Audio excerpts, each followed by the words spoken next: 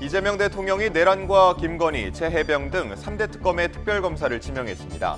특검들은 최장 20일간의 준비 기간을 거쳐 다음 달 초쯤 본격 수사에 착수합니다. 서울 아파트 값이 9달 만에 가장 큰 상승폭을 기록했습니다. 강남뿐 아니라 주변 지역에도 상승세가 이어졌는데 정부도 시장 상황이 엄중하다고 밝혔습니다. 트럼프 미국 대통령이 현재 25%인 외국산 자동차에 대한 관세를 추가로 더 올릴 수 있다고 밝혔습니다. 자동차 수출 비중이 큰 우리나라에 타격이 우려됩니다.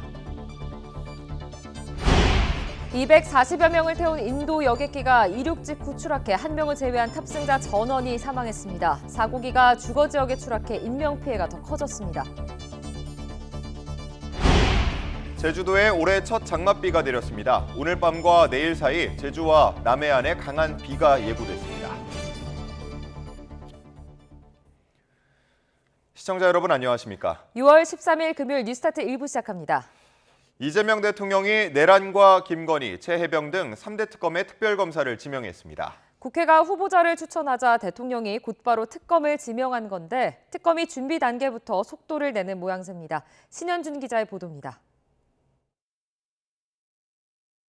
이재명 대통령은 내란 특검으로 조은석 전 감사원장 권한 대행을, 김건희 특검으로 민중기 전 서울중앙지방법원장을, 순직 해병 특검으로 이명현 전 국방부 검찰단 고등검찰부장을 지명했습니다. 더불어민주당은 어젯밤 11시 9분자로 대통령실로부터 3대 특검 지명 통보를 접수했다고 밝혔습니다. 각각 내란 특검과 김건희 특검으로 지명된 조 전 대행과 민 전 법원장은 민주당 추천이고 최혜병 특검으로 지명된 이 전 부장은 조국 혁신당 추천입니다. 조은석 내란 특검은 문재인 정부에서 서울고검장과 법무연수원장을 지냈고 감사원 감사위원 시절 전현희 전 국민권익위원장에 대한 감사 처분이 부당하다며 감사원 결정에 맞서기도 했습니다. 김건희 특검에 지명된 민중기 전 서울중앙지법원장은 우리법 연구회 출신으로 사법부 블랙리스트 의혹 추가조사위원장을 맡아 조사를 주도했습니다. 이명현 특검은 고려대 법학과를 졸업한 군 법무관 출신으로 합동참모본부 법무실장 등을 역임했습니다. 국회가 후보자를 추천한 날 이 대통령이 곧바로 특검을 임명함에 따라 3대 특검팀 출범에도 속도가 붙을 전망입니다.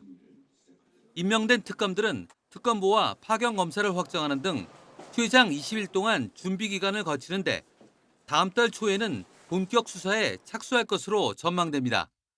YTN 신현주입니다. 이재명 대통령이 국민의 생명과 안전을 지키기 위한 노력과 함께 소통 행보를 이어가고 있습니다. 이 대통령은 장마철 홍수 대책을 점검한 데 이어 이태원 참사 현장을 찾아 희생자들을 추모했습니다. 류재용 기자의 보도입니다. 이재명 대통령이 본격 장마철을 앞두고 서울 한강 홍수 통제소를 찾았습니다. 취임 이튿날 장마 대비 상황을 챙긴 데 이어 또다시 현장을 찾아 직접 회의를 주재하고 수해 대비 태세를 거듭 살폈습니다. 세월호와 이태원, 오송 지하차도 참사까지 대형 사고를 하나하나 언급하며 앞으로는 원인을 따져 엄정하게 책임을 묻겠다는 뜻도 밝혔습니다. 사고가 났을 때 담당 공무원을 막 문책하고 닥달하는 건 이미 끝난 다음이니까 뭐 제재도 확인해야 되지만 안 그렇게 만드는 게 중요한데. 이 대통령은 회의가 끝난 뒤 예정이 없이 이태원 참사 현장으로 향했습니다. 이 대통령은 기억과 애도를 위해 조성된 골목을 찾아 헌화한 뒤 한동안 말을 아끼며 현장을 둘러보면서 희생자들을 추모했습니다. 여기에 주먹이 꼭 세워주셔야 돼요. 여기 이곳에 우리 어린이들 우리 잊지 않게 항상 이곳에 그런 메모리를 할 수 있는 곳을 꼭 만들어 주셔야 돼요. 이재명 대통령은 국민들과 소통의 가교 역할을 하는 언론과도 사흘째 깜짝 만남을 이어갔습니다.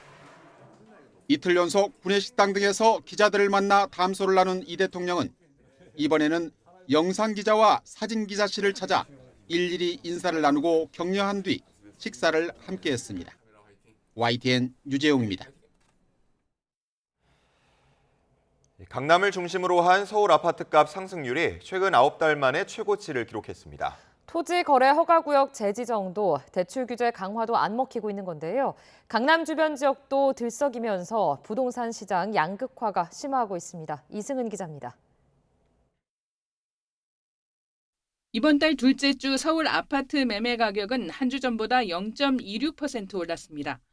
19주 연속 상승이자 9달 만에 최대 상승폭입니다. 송파구가 0.71%, 재건축 추진단지가 들썩이는 강남구가 0.51%로 지난 3월 셋째 주 이후 가장 높은 상승률을 기록했습니다. 서초구가 0.45%, 용산구가 0.43% 오르며 상승폭을 키웠습니다. 강동구가 0.5%, 강북권인 성동구가 0.47%, 마포도 0.45% 올랐습니다. 3월 24일 토지거래 허가구역 재지정도, 강화되어 대출 규제도 안 먹히는 양상입니다. 상당한 긴장한 상태에서 지켜봐야 될 시장 상황입니다. 특히 성동구가 지금 조금 빠른 속도로 오르고 있는데요. 이런 상황을 지금 예의주시하고 있습니다.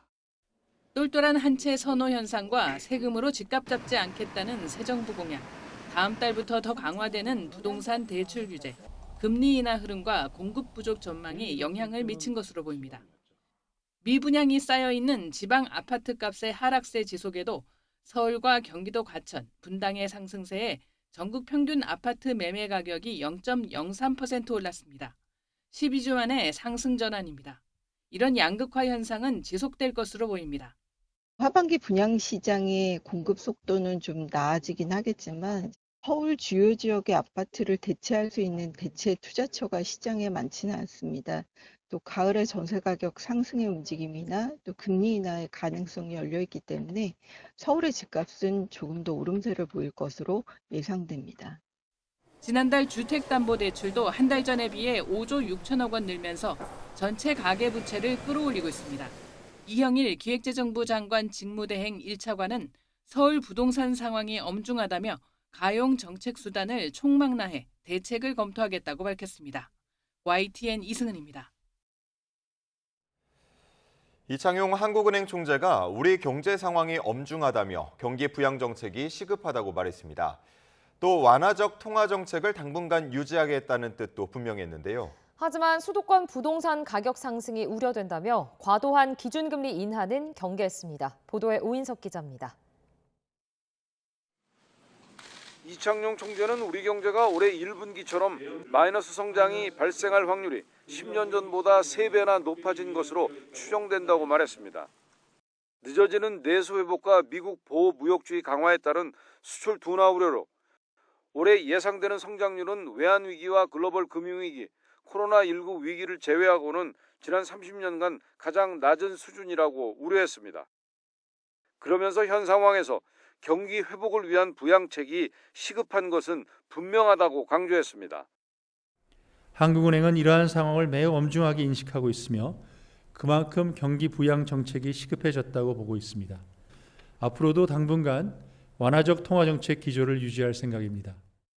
중앙은행의 독립성을 저해하지 않는 범위에서 통화정책과 재정정책의 긴밀한 공조도 이어져야 할 것이라고 했습니다. 한국은행은 재정이 추가 투입되는 2차 추경까지 집행해도 올해 물가 상승률에는 큰 영향이 없을 것으로 분석했습니다. 정부도 2차 추경안을 빠르게 편성한다는 방침입니다. 지금 경제 상황이 비상하게 어려운 만큼 속도감 있게 진행을 해야 되겠다. 경기 진작과 민생 안정, 이 두 가지 목적을 달성할 수 있는 그런 사업들로 이렇게 구성을 해볼 생각이고요. 기준금리 인하와 관련해 이 총재는 금리를 과도하게 낮추면 실물 경기 회복보다 수도권 부동산 가격 상승으로 이어질 우려가 크다고 말했습니다.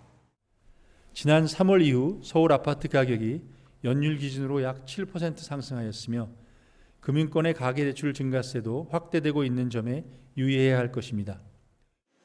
이 총재는 강건한 경제 구조를 구축하는 노력도 병행해야 한다고 강조했습니다. 새로 출범한 정부가 구조개혁 과제의 우선순위를 명확히 하고 사회적 갈등을 조정하는 리더십을 발휘해 당면한 위기를 기회로 만들어가길 기대한다고 말했습니다. YTN 오인석입니다. 오늘의 주요 경제 일정입니다. 새 정부 출범 이후 연일 상승세를 이어가고 있는 우리 증시. 어제는 장중 2,930선을 뚫었다가 2,920선에 장을 마쳤는데요. 간만에 활기를 찾은 우리 증시가 오늘 8거래일 연속 상승세를 이어갈지 관심이 쏠립니다. 이재명 대통령이 오늘 5대 그룹 재계 총수, 경제단체장들과 첫 상견례 자리를 엽니다. 이재용 삼성그룹 회장을 비롯해 최태원 SK그룹 회장 겸 대한상의 회장, 정의선 현대차그룹 회장도 참석해 통상 문제 등 경제 현안을 논의할 것으로 보입니다. 이재명 대통령이 라면 한 개에 2,000원도 한다는데 진짜냐면서 물가 안정 대책을 주문한 가운데 김민석 국무총리 후보자가 물가 동향 점검에 나섭니다. 식품 외식업계와 농식품부 관계자 등을 만나 치솟는 물가에 대해 논의할 예정입니다. 국토부 대도시권 광역교통위원회가 오늘 제5차 광역교통시행계획 수립을 위한 수도권 동남부 지역 간담회를 엽니다. 지역 교통 혼잡 해소를 위한 광역도로와 광역철도망 구축을 포함해 GTX역과 연계한 환승센터 설치 등에 대한 논의가 진행됩니다.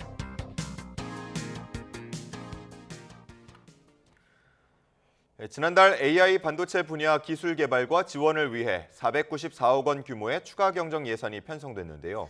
본격적인 사업 추진에 앞서 기업들의 의견을 듣고 새로운 지원책을 논의하는 자리가 마련됐습니다. 보도에 박나연 기자입니다. AI 반도체 개발의 국제 경쟁력을 위해 추가 경정 예산으로 편성한 정부가 사업 설명회를 열었습니다. 기업 관계자들을 만나 현장 의견을 듣고 AI 반도체의 상용화를 앞당기기 위해서입니다.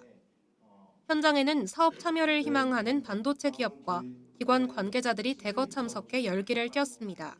지원 대상은 AI 반도체 설계, 팹리스 기업이 되겠고요. 지원 규모는 저희가 설계 검증 장비를 활용하는 그런 기업을 3개사 정도. 정부가 지원할 사업 분야는 크게 5개로 구성됩니다. AI 컴퓨팅 실증 인프라 고도화와 AX 실증 지원, AI 반도체 사업화 적시 지원과 AI 반도체 해외 실증 지원, 그리고 국산 AI 반도체 기반 디바이스 AX 개발, 실증 분야입니다. 이 중 AI 컴퓨팅 실증 인프라 고도화와 AX 실증 지원, AI 반도체 사업화 적시 지원 사업은 오는 30일까지 공고를 통해 신규 과제 수행자를 모집합니다. 국내 AI 반도체 기업들한테 실질적인 도움이 될 수 있는 그런 사업들을 조속히 발굴을 해서 관련 지원들이 더 확대될 수 있도록, 더 빠르게 확대될 수 있도록 적극 노력하겠습니다. 향후 2차 추경안이 확정된다면 AI 반도체 분야의 추가적인 지원을 통해 기술 개발의 속도를 낼 것으로 전망됩니다. 정부는 기업들과의 긴밀한 소통을 바탕으로 본격적인 지원에 나서 국산 AI 반도체의 상용화를 앞당긴다는 계획입니다. YTN 사이언스 박나연입니다. 트럼프 미국 대통령이 머지않아 수입 자동차에 대한 관세를 더 올릴 수 있다고 밝혀 자동차 수출 비중이 큰 우리나라에 타격이 될 전망입니다. 또 이스라엘의 이란 공격이 임박하진 않았지만 가능성이 크다고 밝혔고 어떤 일이든 발생할 수 있어 미국 대사관들을 대피시켰다고 말했습니다. 뉴욕지국 연결해서 자세한 소식 알아보겠습니다. 이승윤 특파원, 먼저 트럼프 대통령이 현재 25%인 자동차 관세를 더 올리겠다고 밝혔다고요? 네, 그렇습니다. 트럼프 대통령은 현재 25%인 외국산 자동차에 대한 관세를 머지않아 더 올릴 수 있다고 밝혔습니다. 트럼프는 미국 자동차 노동자들을 더 보호하기 위해 모든 외국 자동차에 대해 25%의 관세를 부과했다며 이같이 말했습니다. 이어 자동차 관세가 더 높아질수록 자동차 제조업체들이 미국에 공장을 지을 가능성이 더욱 커진다고 주장했습니다. 트럼프는 지난 4월 3일부터 외국산 자동차에 대해 25%의 품목별 관세를 부과하고 있습니다. 이미 25% 자동차 관세가 한국의 대미 자동차 수출에 타격을 주고 있는 상황에서 트럼프가 추가로 자동차 관세를 올릴 경우에 한국 자동차 업계와 경제에 미치는 영향은 커질 수밖에 없습니다. 지난해 한국의 대미 수출 전체에서 자동차가 차지하는 비중은 27.1%에 달했습니다. 특히 우리나라의 전체 자동차 수출액 중에서 대미 수출액은 49%를 넘어서 거의 절반에 육박하는 절대적인 비중을 차지하고 있습니다. 앞서 트럼프는 25%로 책정에 부과하던 외국산 철강, 알루미늄 제품에 대한 관세를 지난 4일부터 갑자기 50%로 인상하기도 했습니다. 또 캘리포니아주가 오는 2035년부터 시행 예정인 사실상의 전기차 의무화 조치를 저지하는 결의안에 서명했습니다. 트럼프 대통령의 얘기를 직접 들어보시겠습니다. I might go up with that tariff in the not too distant future. The higher you go, the more likely it is they build a plant here. 네, 이란 문제로 전날 국제 유가가 급등하기도 했는데 트럼프 대통령이 이스라엘의 이란 공격 가능성이 커졌다면서 우려를 표명했다고요? 네, 그렇습니다. 트럼프는 이스라엘의 이란 공격이 임박했다고 말하고 싶지는 않지만 가능성이 매우 크다고 진단했습니다. 그러면서 미국과 이란 간에 진행 중인 핵 협상에 대해 매우 좋은 합의에 상당히 가까이 와 있다며 이스라엘의 이란 공격은 핵 합의를 자칫 날려버릴 수 있어 원치 않는다고 말했습니다. 특히 중동의 미사일 공격 등 대규모 충돌 가능성이 있어 중동 지역에 있는 미국인들에게 빨리 나가야 한다고 말했다면서 어떤 일이든 곧 일어날 수 있다고 강조했습니다. 이런 가운데 이란은 세 번째 우라늄 농축 시설을 건설해 가동할 것이라고 밝히며 중동 지역의 긴장을 고조시키고 있습니다. 트럼프는 러시아와 우크라이나 양측 모두에 실망했다면서 우크라이나 전쟁 휴전 중재 외교의 답보 상황에 대해 절망감을 표출했습니다. 이어 감세 법안과 관련해 갈등을 빚은 일론 머스크 테슬라 최고 경영자와 전기차에 대해 논의한 적이 있다며 테슬라를 좋아한다고 말했습니다. 또 14일 워싱턴 DC에서 펼쳐지는 군 퍼레이드 때 왕은 없다는 이름의 이 트럼프 반대 시위가 펼쳐지는 것과 관련해선 자신은 왕이 아니라면서 비판했습니다. 지금까지 뉴욕에서 YTN 이승윤입니다. 240여 명을 태운 인도 여객기가 이륙 직후 추락해 기적적으로 생존한 한 명을 제외한 탑승자 전원이 사망했습니다. 특히 사고기가 주거 지역에 추락하면서 인명피해가 더 커졌는데요. 최악의 항공 참사로 기록될 전망입니다. 보도에 이상순 기자입니다. 에어 인디아 소속 여객기가 인도 서부 아메다바드 공항에서 영국 런던의 게트윅 공항을 향해 이륙합니다. 고도를 높이던 여객기는 어찌된 일인지 더는 날지 못하고 내려앉더니 아예 시야에서 사라지고 곧바로 거대한 불기둥이 솟구칩니다. 현지 시각 12일 오후 1시 38분 승객 230명과 승무원 12명 등 242명이 탄 여객기가 추락했습니다. 한 명만 구조됐고 나머지 탑승자는 전원 사망한 것으로 전해졌습니다. Air India की जो लंदन जाने वाली फ्लाइट थी वो take off के बाद यहाँ पे क्रैश हो गई है जिसमें प्रिलिमिनरी हमें पता चला है 223 जितने पैसेंजर थे. 탑승객 명단엔 인도 169명, 영국 53명 등이 포함됐지만 한국인은 없는 것으로 파악됐습니다. 사고기는 인근의 국립의대 기숙사 등이 있는 주거지에 떨어져 최악의 참사로 기록될 전망입니다. 신화통신은 의대생 1명이 사망하고 최소 7명이 실종됐으며 50명이 다쳤다고 보도했습니다.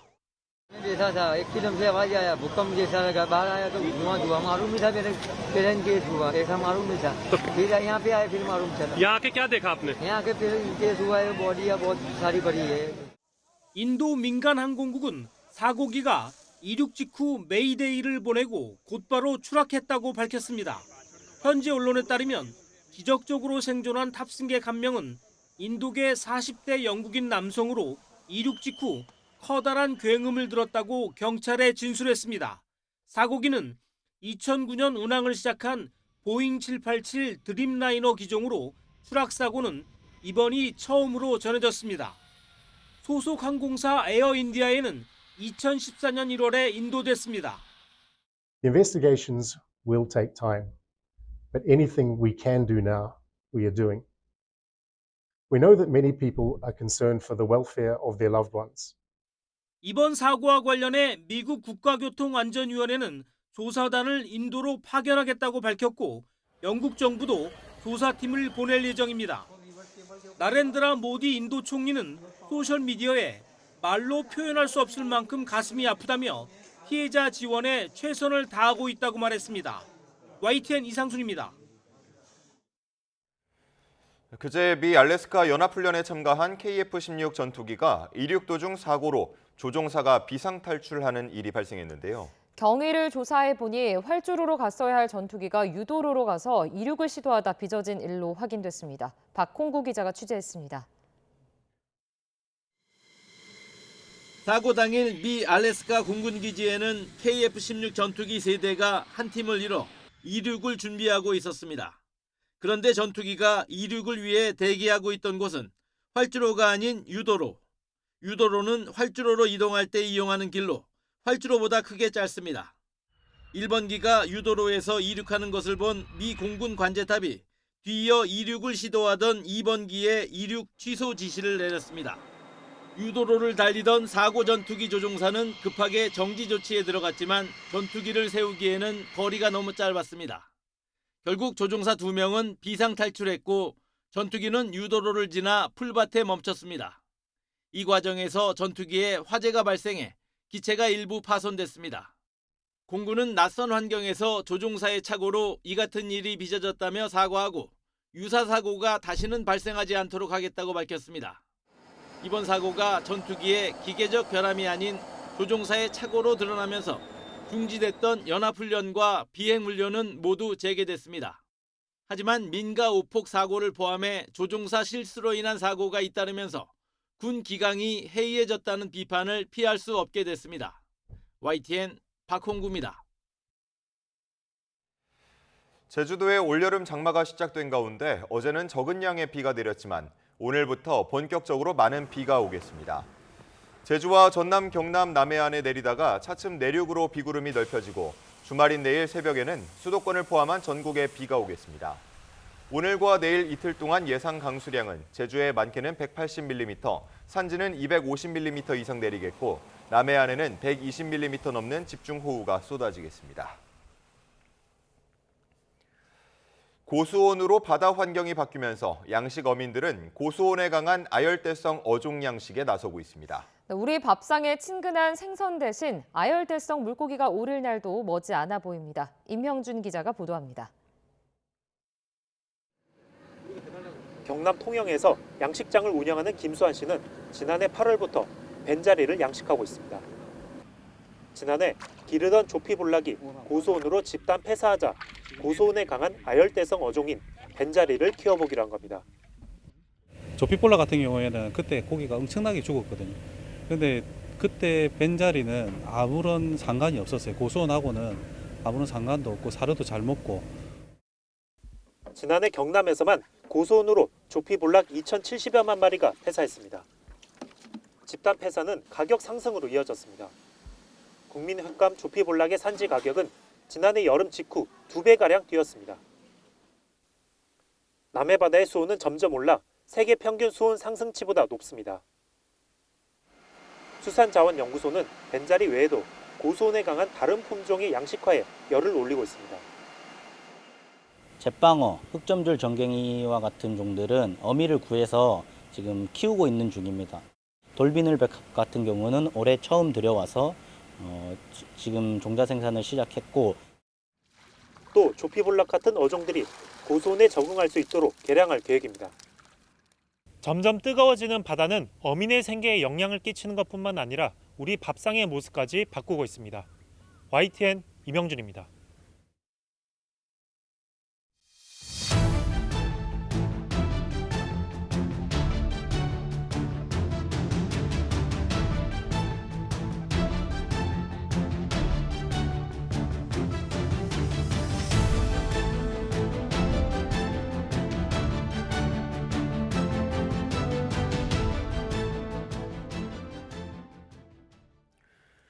경찰 비상계엄 특별수사단이 윤석열 전 대통령에게 3차 소환을 통보했습니다. 오는 19일에 출석하라고 요구했는데 경찰은 대면 조사가 반드시 필요하다고 강조했습니다. 김대근 기자가 보도합니다. 윤석열 전 대통령은 경찰 비상계엄 특별수사단의 2차 소환 요구에도 응하지 않았습니다. 일과 시간까지는 기다려보겠다던 경찰은 오후 6시를 넘겨 윤 전 대통령에게 3차 소환 통보를 했습니다. 오는 19일 경찰에 출석하라고 통보한 건데 대면 조사가 반드시 필요하다고도 강조했습니다. 지난 5일 1차 출석을 요구했고 12일에 이어 일주일 단위로 3차 소환 통보까지 진행한 겁니다. 하지만 전직 대통령에 대한 첫 경찰 조사가 이루어질지는 여전히 미지수입니다. 윤 전 대통령 측은 2차 소환 조사에 불응하며 제출한 의견서에서 경찰 출석을 하지 않겠다는 입장을 분명히 했습니다. 체포 저지 혐의에 대해서는 공수처가 위법한 영장을 집행해 범죄 혐의가 성립하지 않는다고 반박했습니다. 비화폰 기록 삭제 지시 의혹과 관련해서도 이미 경호처 직원들에 대한 상세한 수사가 이루어진 만큼 윤 전 대통령에 대한 조사는 불필요하다는 입장이 확고합니다. 그럼에도 윤 전 대통령 측은 서면 조사나 방문 조사는 응할 수 있다고 밝혔는데 반드시 대면 조사가 필요하다는 경찰로서는 받아들일 수 없는 제안입니다. 윤 전 대통령이 3차 소환 통보에도 불응할 경우 경찰은 체포영장 신청을 통한 강제 신병 확보에 나서는 방안을 적극 검토할 것으로 보입니다. YTN 김대근입니다. 이렇게 경찰이 3차 소환 통보를 했지만 윤 전 대통령은 응하지 않겠다는 방침이 확고합니다. 김건희 여사도 검찰 출석을 거부하고 있는데 결국 특검에서 윤 전 대통령 부부에 대한 직접 조사가 이뤄질 것이란 관측이 높습니다. 조태현 기자가 보도합니다. 윤석열 전 대통령은 경찰의 소환 통보에 계속 응하지 않을 가능성이 높습니다. 윤 전 대통령 측은 불출석 사유로 공수처가 불법으로 체포영장 집행에 나선 만큼 공무집행 방해가 성립되지 않는다고 주장합니다. 망신주기라고도 강조했는데 서면 조사나 방문 조사면 몰라도 경찰에 직접 출석하는 일은 없을 거라는 입장입니다. 정치브로커 명태균 씨가 연루된 공천 개입 의혹과 관련해 수사선상에 오른 김건희 여사도 검찰 출석을 거부하고 있는 건 마찬가지입니다. 대선 전에는 선거에 영향을 줄 수 있다며 불출석 의견서를 제출했고 최근에는 혐의를 전면 부인하는 추가 의견서를 내기도 했습니다. 검찰과 경찰 모두 김건희 여사와 윤 전 대통령에 대한 추가 소환 통보를 한 뒤 신병 확보에 나서는 방안을 내부적으로 검토하고 있습니다. 하지만 양측 모두에게 특검 출범이라는 큰 변수가 등장했습니다. 특검이 임명돼 수사기관에 이첩을 요구하면 검찰과 경찰은 수사를 멈추고 사건을 모두 넘겨야 합니다. 이르면 다음 주 초 특검이 임명되고 다음 달이면 본격 수사에 착수할 것으로 예상되는 만큼 검찰이나 경찰 모두 시간이 얼마 남지 않은 겁니다. 결국 윤 전 대통령 부부에 대한 직접 조사는 특검이 맡을 것으로 보이는데 검찰이나 경찰이 전격적으로 신병 확보에 나설 가능성도 배제할 순 없습니다. YTN 조태현입니다. 검찰이 김건희 여사 청탁 의혹 등을 받는 건진법사 전성배 씨를 불러 조사했습니다. 지난주 대통령 선거 직후 조사한 데 이어 또다시 소환한 건데 특검 출범 전 김 여사와의 관계 입증에 총력을 기울이는 것으로 풀이됩니다. 이현정 기자입니다. 서울 남부지검이 김건희 여사에게 각종 청탁을 했다는 의혹을 받는 건진법사 전성배 씨를 다시 소환했습니다. 지난주 대통령 선거 직후 부른 데 이어 2주 연속 소환해 조사한 겁니다. 이른바 김건희 특검이 포함된 3대 특검 출범이 코앞으로 다가오자 김 여사와의 관계를 규명하기 위해 막판 속도를 내는 것으로 보입니다. 검찰은 지난 2022년 통일교 전 고위관부 윤모 씨가 전 씨에게 그라프 목걸이와 샤넬 가방 등 김 여사에게 건넬 선물을 전달하고 캄보디아 메콩강 개발 사업 등 각종 현안을 청탁하려 한 것으로 보고 있습니다. 검찰은 비슷한 시기 전 씨와 김 여사 사이 문자가 오간 정황도 포착했습니다. 전 씨는 김 여사 연락처로 윤핵관 측에서 제 사람들을 쓰지 말라고 했다는 취지의 메시지를 보냈고 곧 연락드리겠다는 답변을 받은 것으로 확인됐습니다. 검찰은 전 씨가 인사청탁이 이행되지 않은 데 대한 불만을 제기했다고 보고 있는데 전 씨는 김 여사 본인이 아니라 김 여사 측과 소통한 것이라고 주장한 것으로 전해졌습니다. 검찰은 앞선 조사에 이어 이번에도 전 씨를 상대로 샤넬 가방 등 윤 씨가 건넨 선물의 행방을 추궁하고 인사청탁 여부를 캐물었을 것으로 보입니다. 앞서 전 씨에 대한 구속영장이 한 차례 기각된 가운데 검찰은 조만간 다시 영장을 청구해 신병 확보에 나설 거란 관측도 나옵니다. YTN 이현정입니다. 한 줄 뉴스입니다. 서울 용산경찰서는 방탄소년단 전국 자택에 무단 침입하려던 30대 중국인 여성을 붙잡아 조사하고 있습니다. 서울 북부지검은 안전수칙 단속을 무마해주는 대가로 금품 수천만 원을 받은 혐의로 조선소 안전담당 직원 A씨 등 2명을 구속 기소하고 협력업체 대표 B씨를 불구속 기소했습니다. 서울 노원경찰서는 함께 술을 마시던 지인을 흉기로 다치게 한 혐의로 50대 여성 A씨를 입건해 조사하고 있습니다. 충북 청주 청원경찰서는 문이 잠기지 않은 차량에서 상습적으로 절도 행각을 벌인 10대 A군 등 3명을 불구속 입건했다고 밝혔습니다. 전북 군산경찰서는 지인을 차로 치어 숨지게 한 혐의로 60대 A씨에 대해 구속영장을 신청했다고 밝혔습니다. 지금까지 한 줄 뉴스였습니다.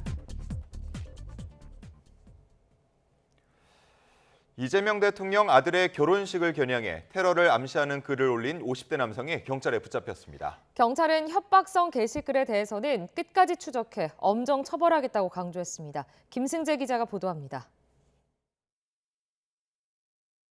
서울 성북경찰서는 이재명 대통령의 아들 결혼식에 대한 테러를 암시한 글을 SNS에 올린 혐의로 50대 남성 A씨를 붙잡아 조사하고 있습니다. 지난 9일 일거의 척결이라는 주제의 카테고리로 올라온 A씨의 게시글은 이 대통령 아들의 결혼식 날짜와 장소 등이 포함돼 있었는데 지도 사진과 함께 진입 차량 번호를 딸 수 있겠다는 내용도 담겨 있었습니다. 경찰은 A씨가 혐의를 모두 인정했다면서 실제 실행으로 옮길 의사는 없었다고 진술했다고 설명했습니다. 하지만 경찰은 실행 의사가 없더라도 협박성 게시글을 올린 것은 분명한 범죄 행위라고 강조했습니다. 이어 지난 3월 18일 처음 시행된 공중협박죄를 적용할 거라고 밝혔습니다. 공중협박죄는 불특정 또는 다수의 생명이나 신체에 위해를 가할 것을 내용으로 공중을 협박한 사람에게 적용되며 5년 이하의 징역이나 2천만 원 이하의 벌금에 처할 수 있습니다. 지난달 25일 기준으로 공중협박죄를 어겨 검거된 사람은 18명으로 이 가운데 2명은 구속 송치됐습니다. 경찰은 앞으로도 이 같은 범죄를 끝까지 추적해 엄정 처리하겠다고 강조했습니다. YTN 김승재입니다. 아내를 살해하고 시신을 2달 넘게 차량 트렁크에 숨긴 혐의로 기소된 40대 남성에게 1심에서 징역 17년이 선고됐습니다. 재판부는 피고인이 범행을 반성하고 있는지 의문이라며 중형을 선고했습니다. 김준영 기자가 보도합니다. 40대 남성 A씨는 지난해 11월 경기도 수원시 다세대 주택에서 아내를 살해한 혐의로 구속 기소됐습니다. A씨는 아내를 마구 때리고 목숨을 빼앗은 것도 모자라 숨진 아내를 차량 트렁크에 2달 넘게 숨겨왔습니다. 수사당국 조사 과정에서 보이스피싱 사기를 당해 경제적 어려움이 있었다고 주장했다가 다시 말을 바꿨습니다. 우울증 때문에 제정신이 아니었다는 겁니다. 검찰은 살해 동기도 분명하지 않고 피해자에게 귀책 사유를 넘기는 등 태도도 불량하다며 징역 30년을 선고해달라고 재판부에 요청했습니다. 1심 재판부인 수원지방법원은 징역 17년의 중형을 선고했습니다. 재판부는 피고인이 책임을 축소하려는 태도를 보이고 진심으로 범행을 뉘우치는 것인지 의문이 든다고 밝혔습니다. 또 어린 자녀가 받을 충격을 가늠하기 어렵고 유족에게 용서받지 못한 점을 고려하면 엄벌이 불가피하다고 강조했습니다. 검찰은 선고 내용을 면밀히 살펴본 뒤 항소 여부를 결정할 계획입니다. YTN 김준영입니다.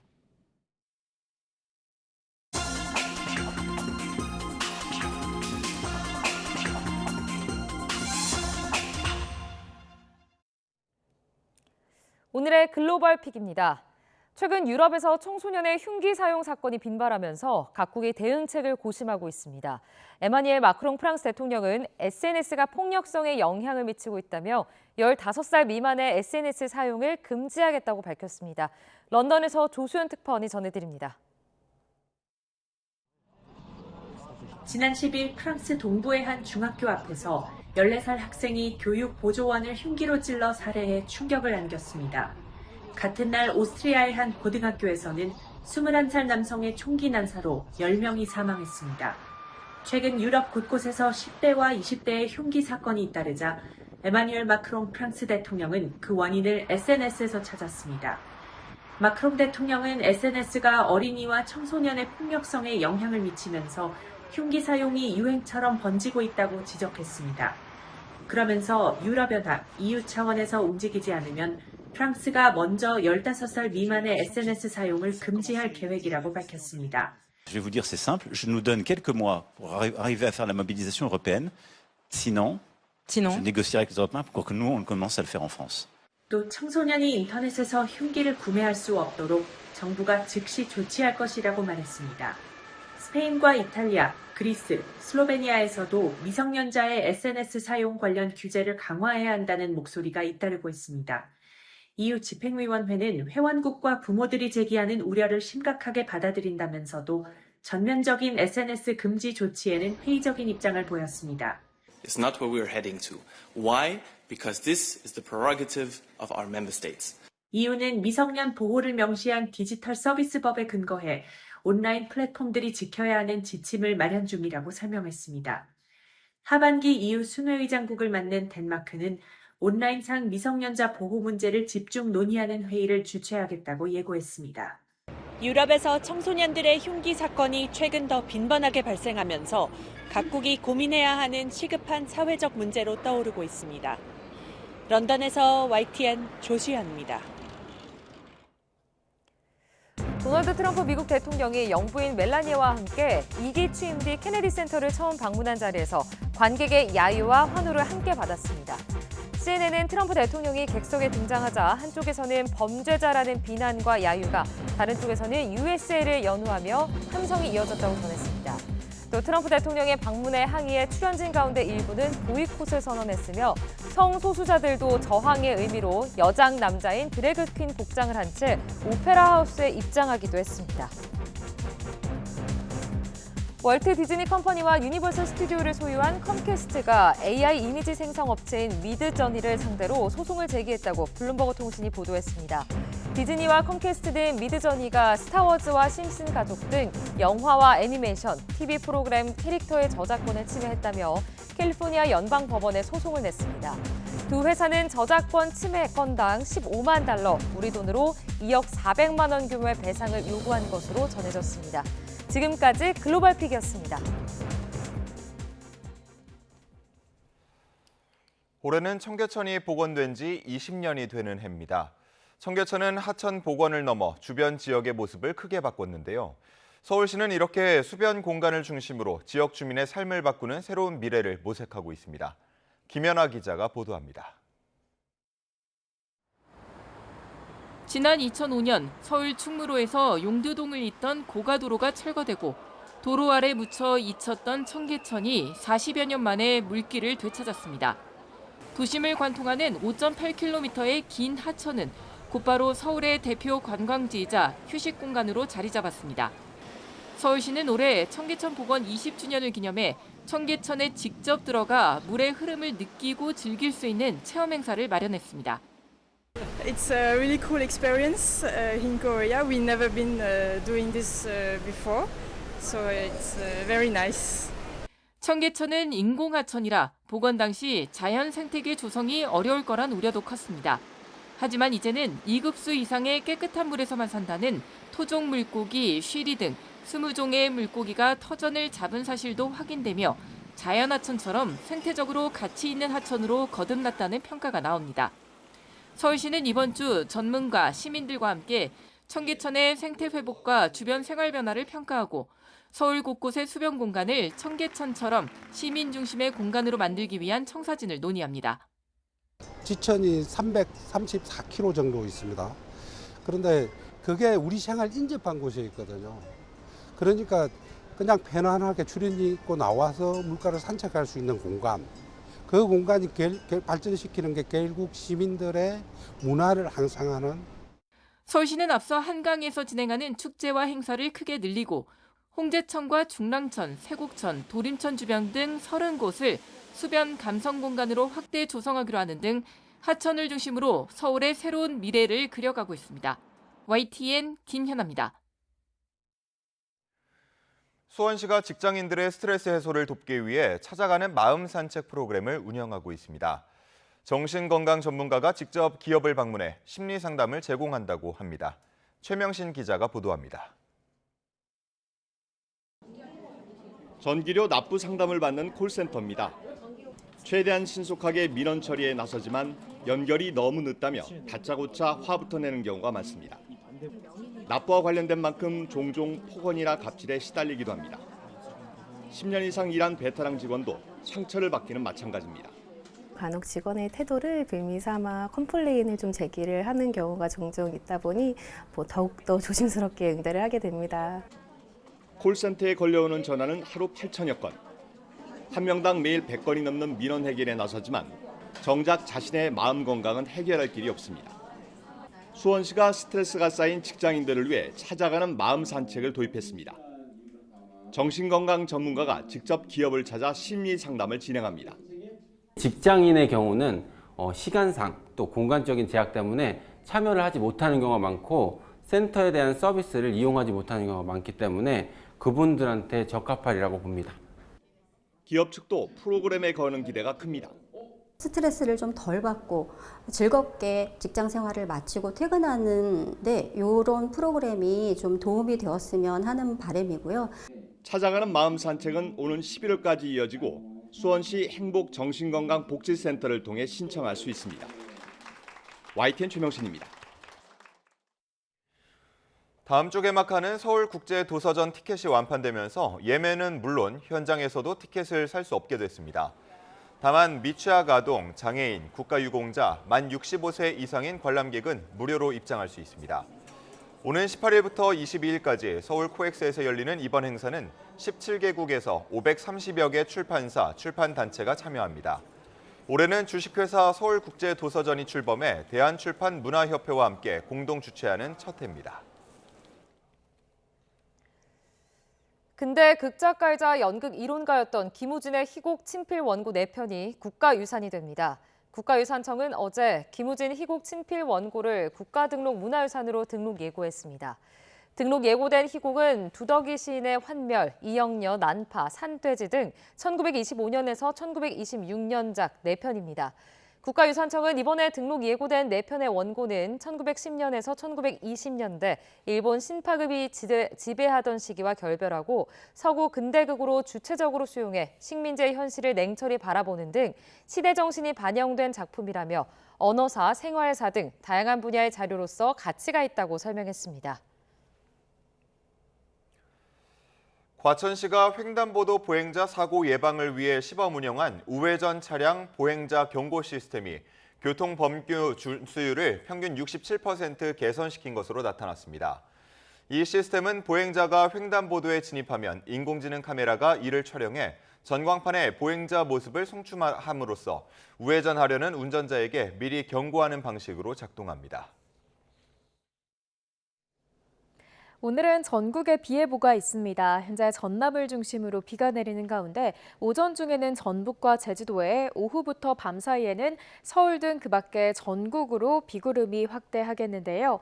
비의 양은 제주도에 많게는 180mm 이상, 산간에 250mm 이상, 남해안에도 120mm 이상의 매우 많은 비가 내리겠습니다.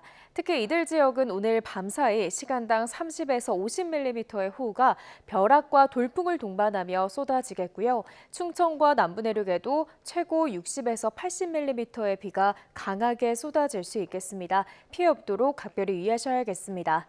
현재 기온 살펴보겠습니다. 서울 21.2도, 대전 19.6도로 출발하고 있고요. 낮 기온은 대부분 어제보다 내려가겠지만 중북부 지방은 여전히 예년보다 덥겠습니다. 서울 한낮 기온 30도, 광주 25도, 대구는 26도가 예상됩니다. 이번 비는 내일 밤이면 대부분 그치겠습니다. 하지만 휴일 오후부터 또다시 전국 곳곳에 비가 내릴 전망입니다. 날씨였습니다. 이상으로 뉴스타트 1부 마칩니다. 잠시 후 2부가 이어집니다. 함께해 주신 여러분 고맙습니다.